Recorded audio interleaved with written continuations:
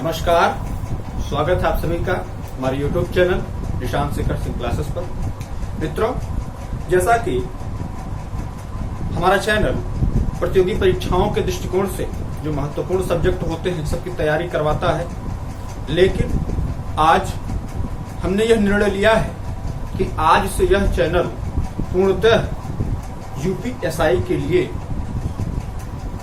जो भी मटेरियल होंगे, जो भी सब्जेक्ट महत्वपूर्ण होंगे, उन सब पर चर्चा करेगा। और इस चैनल के माध्यम से जो भी बातें होंगी यूपीएसआई के दृष्टिकोण से महत्वपूर्ण होंगे, उन सब बातों की चर्चा यहाँ पर की जाएगी। यूपीएसआई की जो आने वाली वैकेंसी 2020 में है, आज इस पर हम कुछ तैयारी का एक दृष्टिकोण बनाते हैं, उस पर चर्चा करते हैं, परिचर्चा करते हैं और प्रयास करते हैं देखने का कि यूपीएसआई में किस प्रकार से तैयारी करके हम सफलता प्राप्त कर सकते हैं। आइए देखिए, यूपीएसआई है, यूपीएसआई, ये यूपीएसआई की जो वैकेंसी है ये बहुत जल्द ही आने वाली है। यह नोटिफाइड हो गया है, यह विज्ञप्ति जल्द ही आएगी और इसमें जो दरोगा के पदों की संख्या होगी वो 6000 होगी। वैसे तो ये 7400 पद है, लेकिन हमको मूलतः जो हमारी तैयारी है वो दारोगा की, ठीक है। ये मान के चलिए कि आपको इस चैनल के माध्यम से जो भी बातें होंगी यूपीएसआई के लिए आपको दी जाएंगी। जैसे अब इस पे हम चर्चा करते हैं दारोगा की। देखिए, यूपीएसआई में 4 सब्जेक्ट है। कौन कौन से सब्जेक्ट हैं? 4 पार्ट है यूपीएसआई के। पहला अगर आप देखें तो ये हो जाता है सामान्य ज्ञान,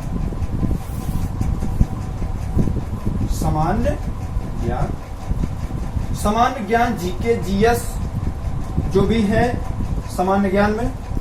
उसके बाद दूसरा होता है गणित, जिसको इंग्लिश में मैथ कहा जाता है। तीसरा होता है रीजनिंग, और चौथा महत्वपूर्ण भाग होता है हिंदी। ठीक, ये चीजें, ये 4 सब्जेक्ट जो होते हैं, ये 4 सब्जेक्ट यूपीएसआई के एग्जाम में पूछे जाते हैं। अब हम ये जान लेते हैं कि प्रश्नों की संख्या कितनी होती है और इसमें जो प्रश्न संख्या होती है एक प्रश्न के कितने नंबर मिलते हैं। देखिए, अगर प्रश्नों की संख्या की बात की जाए तो ये 40 प्रश्न इसमें होते हैं, 40 गणित में होते हैं और 40 आपके रीजनिंग में और 40 ही आपके हिंदी में होते हैं। ये 40 प्रश्न होते हैं और इनका जो पूरा एक प्रश्न जो होता है वो 2.5 का होता है। मतलब अगर 40 का इससे मल्टीप्लाई करेंगे तो ये हो जाएगा 100, और 100 अंक ये एक सब्जेक्ट में होते हैं। एक सब्जेक्ट में कितने अंक होते हैं? वो 100 अंक होते हैं एक सब्जेक्ट के। जैसे गणित में आप इसमें मल्टीप्लाई कर दीजिए 2.5 2.5 से, इसमें भी क्या हो जाएगा? 100 अंक हो जाएगा। इसकी बात करें मल्टीप्लाई 2.5 से करेंगे तो ये भी कितने अंक का हो जाएगा? 100 अंक का हो जाएगा। और इसमें जो हिंदी हमारा, ये भी हमारा कितना होता है? ये 100 अंक का होता है। मतलब अगर देखा जाए तो सबकी हिस्सेदारी परीक्षा यूपीएसआई में लगभग बराबर की।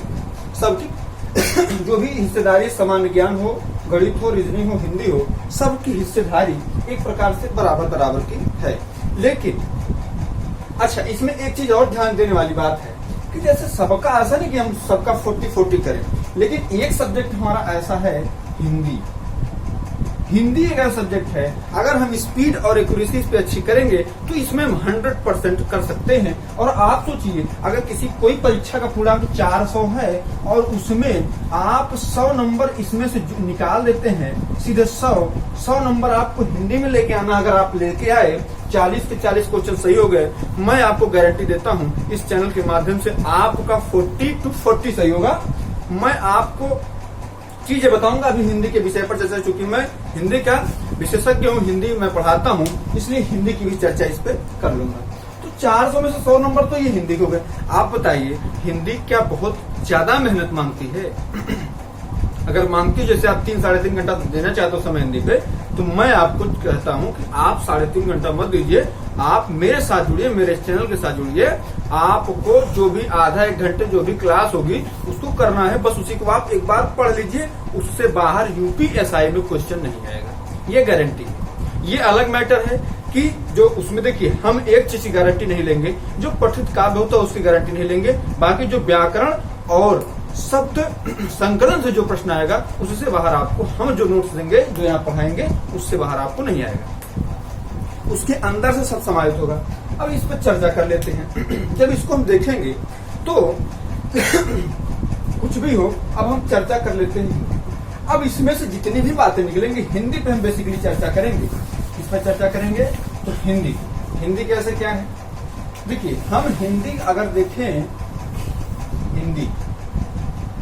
हिंदी हमारी एक प्रकार से कही जाए तो हमारी भाषा है और इसको सबसे हल्के में हम लेते हैं। परीक्षा में सबसे हल्का जो सब्जेक्ट हम मानते हैं वो हिंदी को मानते हैं, और शायद इसीलिए हमारा सिलेक्शन का रुकता है तो हिंदी की वजह से रुकता है। सबसे कम जो पढ़ाई होती है, सबसे कम ध्यान जिस पे दिया जाता है वो होती है हमारी हिंदी। क्योंकि हम लोग यूपी बोर्ड से अधिकतर बच्चे आते हैं और यूपी बोर्ड की चूंकि एक सब्जेक्ट ही है हिंदी, लेकिन आपको ध्यान देने वाली बात यह है कि वर्तमान में जो यूपी बोर्ड का रिजल्ट आया उसमें 8 लाख परीक्षार्थी हिंदी में फेल पाए गए। ये चिंता का विषय है। हिंदी हमारी राजभाषा है, हिंदी जो हमारी क्षेत्र की भाषा है, जो 9 राज्यों में बोली जाती है। अगर वहां से ऐसी घटना आती है कि 8 लाख विद्यार्थी हिंदी में फेल होते हैं तो यह बहुत ही दुखद है और बहुत ही निंदनीय है। उनको हिंदी के विषय में, हमको हिंदी बोलना तो आता है लेकिन हिंदी पढ़ना, हिंदी सीखना भी हमें चाहिए। इस पर देखिए, जब हिंदी की हम बात करते हैं तो जैसे सब सब्जेक्ट हैं, जितनी मेहनत आप मैथ्स पे कर रहे हैं उतनी मेहनत आपको हिंदी पे नहीं करनी पड़ेगी। आप चैनल के माध्यम से जुड़े रहेंगे तो आपको मैं बताऊंगा किस प्रकार से आप हिंदी पे कमांड बना सकते हैं और किस प्रकार से हिंदी का जो समय बचेगा उस पर आप दे सकते हैं मैथ्स और रीजनिंग पे। देखिए जब ये इतने प्रश्न रहेंगे तो इसके हम 2 पार्ट इसमें करेंगे। देखिए जो हमारा पढ़ाने का जो तरीका होगा इसको 2 पार्ट में करेंगे। पहला क्या होगा, हिंदी व्याकरण ले लेते हैं। एक प्रकार से हिंदी व्याकरण क्या पढ़ लेते हैं, एक श्रेणी हिंदी व्याकरण बना लेते हैं जिसमें केवल और केवल हिंदी व्याकरण हम पढ़ेंगे। और जो दूसरी श्रेणी है वो हमारी शब्द शक्ति। मैं जो पढ़ाऊंगा, मेरा जो तरीका पढ़ाने का है वो कुछ इस प्रकार का होगा। मैं शब्द शक्ति, ठीक, शब्द शक्ति, और एक रहेगा हमारा हिंदी व्याकरण। हिंदी व्याकरण पर जो हम चर्चा करेंगे तो इसमें कुछ चीजें निकल के आएंगी। देखिए जो हम आपको पढ़ाना शुरू करेंगे तो इसमें से कुछ पार्ट ऐसे होंगे जो डायरेक्टली आपके एग्जाम में पूछे जाते हैं। जैसे मैं आपको सर्वप्रथम, ऐसा नहीं होगा, मैं एक क्लास जो आपकी होगी हिंदी की उसमें पहले हिंदी जो भाषा है इसकी चर्चा पर चर्चा हम लोग कर लेंगे। हिंदी जो शब्द है ये कहाँ से आया, इसकी चर्चा पर चर्चा हम लोग करते रहेंगे। लेकिन पहले आप सिलेबस जान लीजिए। यूपीएसआई के सिलेबस के अकॉर्डिंग ही हम पढ़ाएंगे। इसमें कुछ चीजें ऐसी रहेंगी जो आपको डायरेक्टली प्रोवाइड की जाएंगी, आपको पढ़ना रहेगा, उसका टेस्ट हम अपनी तरफ से करवाएंगे। देखिए हिंदी व्याकरण पहला जो हम लेते हैं वो है हमारा वर्णमाला। जैसा कि सब जानते हैं सबसे प्रचलित वर्णमाला, ठीक है। वर्णमाला जो हमारा पार्ट है ये ऐसा पार्ट है कि यहाँ से आपको किसी भी एग्जाम के लिए 3 से 5 प्रश्न कहीं गए नहीं हुए होते हैं, ठीक है। उसके बाद एक जो झुंड टाइप का आता है वर्णमाला, जैसे ही हम पढ़ लेंगे तो उसके बाद सीधे सीधे हम लोग पढ़ेंगे क्या, संज्ञा, सर्वनाम, क्रिया, विशेषण, अव्यय। इतना अगर हम पढ़ लेंगे तो ये हमारा 3 से 5 क्वेश्चन यहाँ हमको दे देगा। कितना देगा कि 3 से 5 क्वेश्चन। देखिए वर्णमाला का जो पार्ट है ये यूपीएसआई के दृष्टिकोण से उतना महत्वपूर्ण नहीं माना जाता,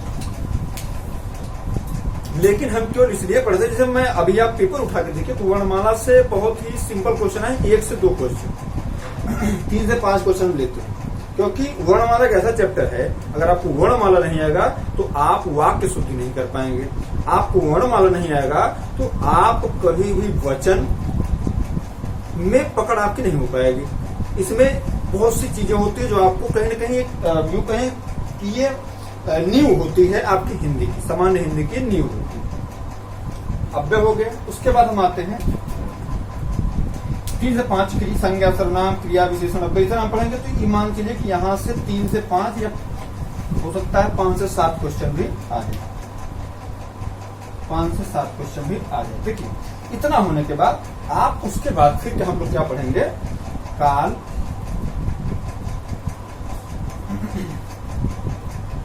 वचन, काल वचन। काल वचन जब हम लोग पढ़ेंगे, अब ऐसा नहीं जैसे इसमें अव्यय है तो इसमें विशेष, निपात, सब चीजें आएंगे, ऐसा नहीं कुछ छूटेगा नहीं। जो आपको दरोगा के लिए पढ़ाई जाएगी, अगर आने वाली वैकेंसी लेखपाल होगी तो उसमें आपको यहाँ से हिंदी बाहर नहीं जाएगी। यूट्यूब चैनल पे हमारे वीडियोस पड़ी हुई हैं, आप उसको जाके देख सकते हैं। देखिए वचन, काल, उसके बाद क्रिया, सॉरी कारक, ठीक, समास, संधि, कारक, समास, संधि, ठीक, वचन, वचन। उसके बाद जब इतना हम काल, वचन, कारक, समास, संधि जब इतना पढ़ लेंगे तो ये जो हमारा कवर करता है, ये हमारा 5 से 10 क्वेश्चन कवर करता है। ये बहुत महत्वपूर्ण पार्ट है, काल, वचन, कारक, समास, संधि, वचन। देखिए अब इसके बाद बहुत ही छोटा छोटा जो एक पार्ट आता है, सारी चर्चा जो महत्वपूर्ण है उनकी चर्चा हम कर लेते हैं। जैसे उसके बाद आता है आपका विराम चिन्ह, विराम चिन्ह, ठीक है, विराम चिन्ह, विराम चिन्ह, ये बहुत ही महत्वपूर्ण टाइप का है। उसके बाद जब इतना हम पढ़ लेंगे, अब इतना जो आपका हम यहाँ से यहाँ तक पढ़ाएंगे, ये आपका काम करेगा वाक्य शुद्धि। इस पे काम करेगा वाक्य शुद्धि। जो यूपीएसआई के दृष्टिकोण से इतना पढ़ने के बाद जब इतना नॉलेज आपके पास नहीं होगा तो आप जो है कभी भी कुछ अगर करने पे या पढ़ने लिखने जाएंगे तो आपको वाक्य शुद्धि आप यूपीएसआई के दृष्टिकोण से देखेंगे तो ये अकेले कवर करता है 3 से 5 क्वेश्चन को। लेकिन इसमें सबका रोल रहता है। अगर आपको विराम चिन्ह नहीं आएगा, आपको विशेषण नहीं आएगा, आपको क्रिया नहीं आएगी, आपको समास, कारक ये सब नहीं आएगा तो आप जो है ये नहीं कर पाएंगे। उसके बाद वाक्य शुद्धि के बाद हम उपसर्ग और प्रत्यय पढ़ेंगे। उपसर्ग और प्रत्यय, ठीक है, उपसर्ग और प्रत्यय पढ़ेंगे। उपसर्ग और प्रत्यय हमारा बहुत ही माइन्यूट होता है। इसमें 1 से 2 क्वेश्चन आपके कवर होते हैं, 1 से 2 क्वेश्चन आपके कवर होते हैं। इसको हम लोग ऐसे पढ़ेंगे, ठीक है। इसके बाद जो सबसे महत्वपूर्ण एक प्रकार से कहें तो किसी भी एग्जाम के दृष्टिकोण से, खास करके यूपीएसआई के दृष्टिकोण से जो अब आने वाला है, ये आपका, इसको लाल पेन से मैं डिनोट करता हूँ, ब्रश, छंद और अलंकार। ये आपका कवर करता है 5 से 10 क्वेश्चन। ये आपका 5 से 10 क्वेश्चन कवर करता है।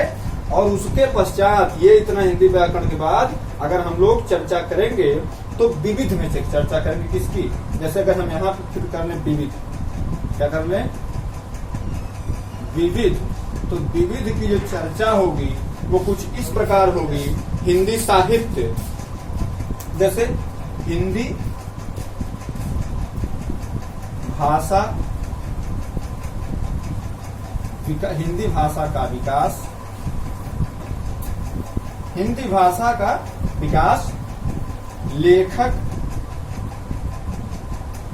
एवं उनकी रचनाएं, लेखक एवं उनकी रचनाएं, ठीक है, लेखक एवं उनकी रचनाएं। और उसके बाद पुरस्कार, पुरस्कार की भी बात होगी। मतलब जो भी ऐसे होगा वो हमारा किस में आएगा? तो वो हमारा विविध में आएगा। लेकिन अब शब्द शक्ति की बात करें, शब्द शक्ति क्या है, इसको अलग से क्यों करना पड़ेगा? देखिए, अगर आपको पढ़ना रहेगा क्या, तद्भव तत्सम, क्या पढ़ना रहेगा? तद्भव तद्भव तत्सम, ये आपको पढ़ना है तो आप मान चलिए कि 2 से 4 क्वेश्चन, ठीक है। ये आपको पढ़ना है तो 2 से 4 क्वेश्चन आपको लेके चलना है।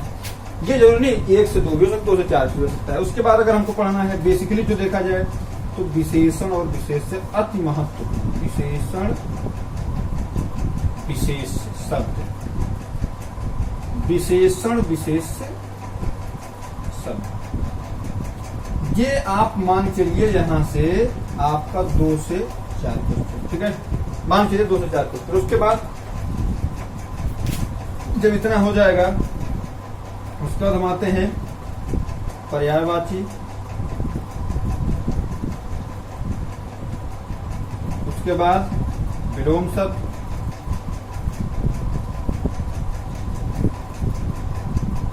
उसके बाद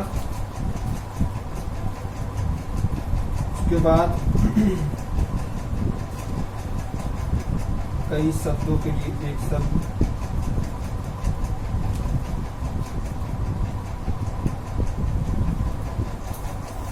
कई शब्दों के लिए एक शब्द। उसके बाद जो होगा मुहावरे, लोकोक्तियां,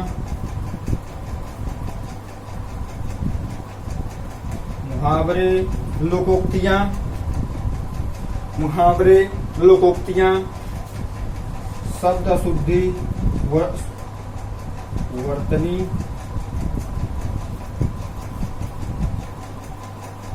वर्तनी। देखिए इतना जब हो जाएगा उसके बाद एक वर्ड आता है समानार्थी, समोच्चारित, होता है समोच्चारित, समोच्चारित, समोच्चारित,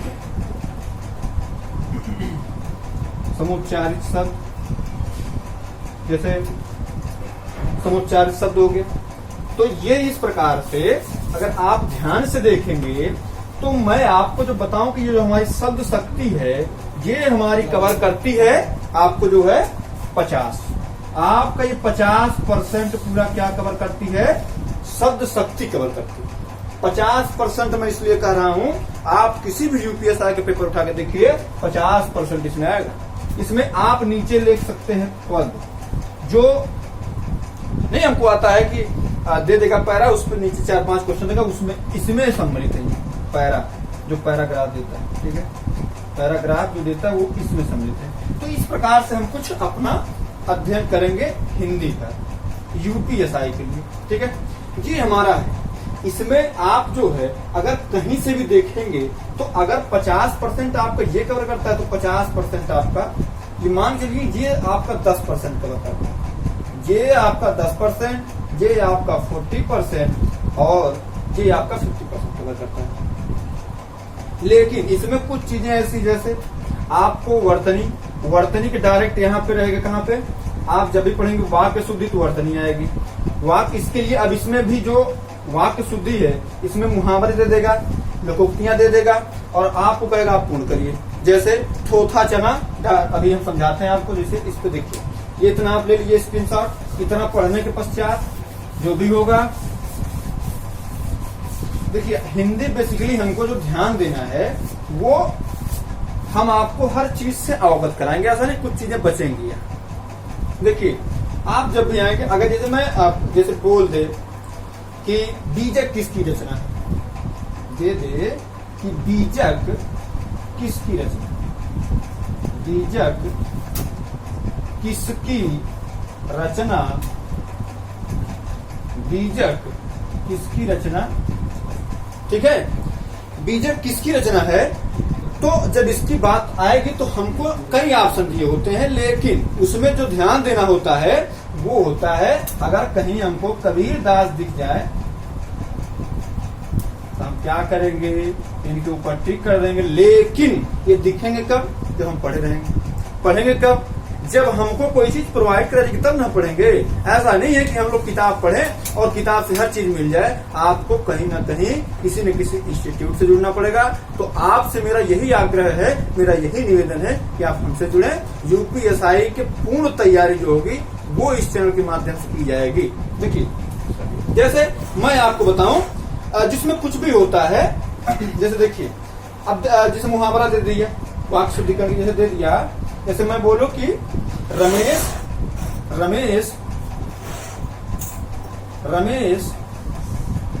सड़क में चलता है। रमेश सड़क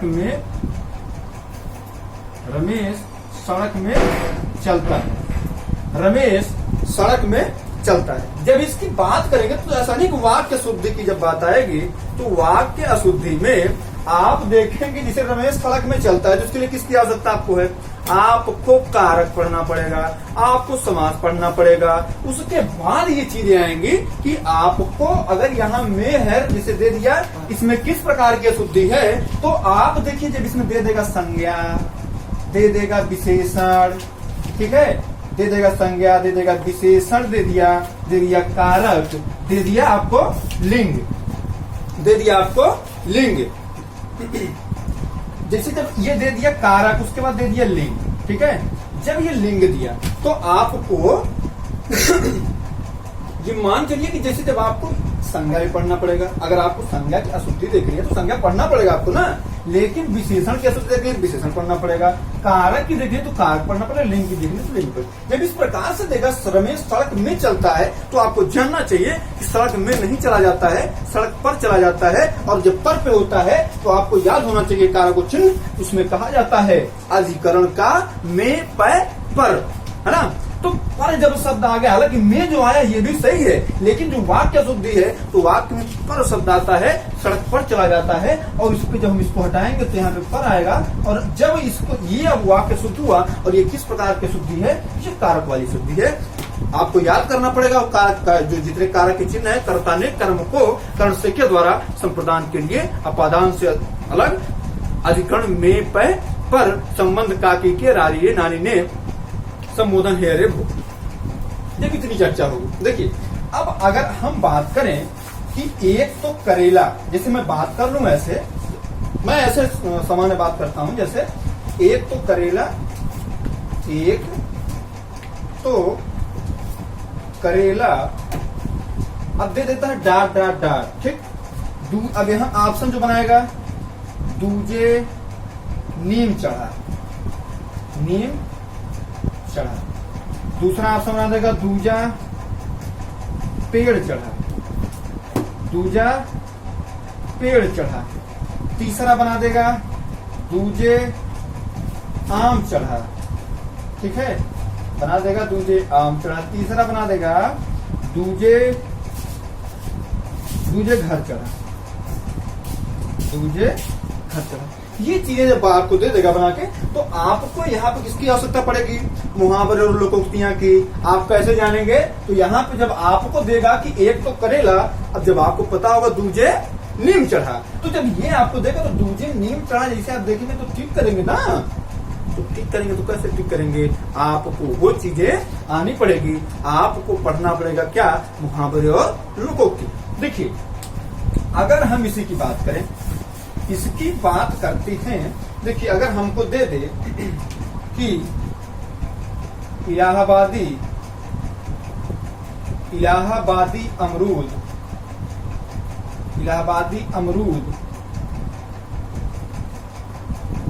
मीठे होते, इलाहाबादी अमरूद मीठे होते। अब इसमें दे दे आप इलाहाबादी अमरूद मीठे होते हैं। अब जब इसमें देता है क्या? इलाहाबादी अमरूद। अब इसमें देख क्या देता है? किस प्रकार की, जैसे अब यहाँ पे रेखांकित कर दे इलाहाबादी अमरूद को, ठीक है, इलाहाबादी अमरूद को रेखांकित कर दे, पूछ दे कि जो रेखांकित शब्द है ये जो है किस प्रकार का है, यहाँ पे दे दे, है ना, यहाँ पे दे दे स्थानवाचक, दूसरा गुणवाचक, तीसरा स्वादवाचक, ठीक, 3 ऑप्शन लेते हैं, या चौथा कोई नहीं, ठीक है। इस प्रकार जैसे इलाहाबादी अमरूद मीठे होते हैं, ये जब चर्चा हुई और बोल दिया कि रेखांकित शब्द में किस प्रकार का गुण है, तो आप कहेंगे भैया इलाहाबाद तो एक स्थान है, लेकिन क्या आपको पता है इसे अमरूद हमारे यहाँ भी होता है? बोला जाता है अमरूद वहां का है यहाँ का है, तो ऐसा नहीं कि स्थान की परिभाषा बताता, तो उसका गुण होता है, उस स्थान का जो वहां पैदा होता है उसका गुण होता है। और ये हमारा कौन सा कहलाएगा, ये हमारा स्वादवाचक नहीं होगा कभी भी। मीठा हमने पूछा नहीं, मीठे की बात ही नहीं हो रही ना। स्थानवाचक कैसे है, स्थान की बात तो बता नहीं, स्थान की विशेषता बतला, इसलिए हमारा ये क्या हो जाएगा, स्थानवाचक हो जाएगा। क्योंकि ये इलाहाबादी अमरूद है और ये इलाहाबाद एक स्थान है, इलाहाबादी अमरूद की बात बता रहा है, तो ये हमारा क्या हो जाएगा, स्थानवाचक हो जाएगा। बात क्लियर है। इसके लिए आप क्या पढ़ना पड़ेगा, अव्यय को पढ़ना पड़ेगा। और जब आप अव्यय को पढ़ेंगे, उसकी स्टडी करेंगे, तो वहां से आपको ये चीज निकल के आएगी। ठीक है, अब हम बात करते हैं आगे। मैं आपको एक रूपरेखा इसलिए बता रहा हूं क्योंकि जिस प्रकार हम पढ़ाई करेंगे उस प्रकार से कहीं ना कहीं आगे चल करके आपको परिणाम आएंगे, आपको अपेक्षित परिणाम मिलेंगे। अन्यथा की स्थिति में यही होगा, जो पहले रिजल्ट आता था फेल फेल फेल, आगे भी रिजल्ट आएगा फेल फेल फेल। तो इस प्रकार के जो मनोभावना है, जो मनोद्वेष है, इस प्रकार से हमको बचना चाहिए। हमने आपसे पाठ्यक्रम, जो दरोगा का पाठ्यक्रम है, उसको पाठ्यक्रम को अंग्रेजी में क्या बोलते हैं, सिलेबस। लेकिन हिंदी की क्लास में आपको मैं पूर्णतः किसकी बात करूंगा, केवल और केवल हिंदी की, हिंदी में बातें होंगी। क्योंकि एक वर्तनी के शब्द मैं देता हूं, देखिए जैसे आप एक मैं देता रहा हूं वर्तनीय शुद्धि का, ठीक है, मैं दे रहा हूं एक वर्तनीय शुद्धि वाला। जैसे ये, इसमें मैं आपको बताऊंगा कि कहाँ जो मैं हिंदी बोल रहा हूं उसकी आवश्यकता कहाँ पड़ेगी। देखिए अभी ये वर्ड मैंने ले लिया अविराम, ठीक है, एक वर्ड मैंने ऐसे ले लिया, ठीक है। तीसरा जो है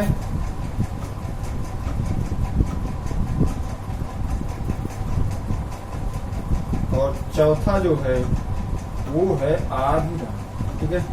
आप अपने खुद के मन से जब सोचेंगे तो अभिराम की बात आएगी, अभिराम, ठीक है। मतलब क्या है, देखिए जब आप अब इस पे आते हैं, जो आप वर्णमाला पढ़ेंगे, वर्णमाला में क्या होता है, स्वर की बात आती है।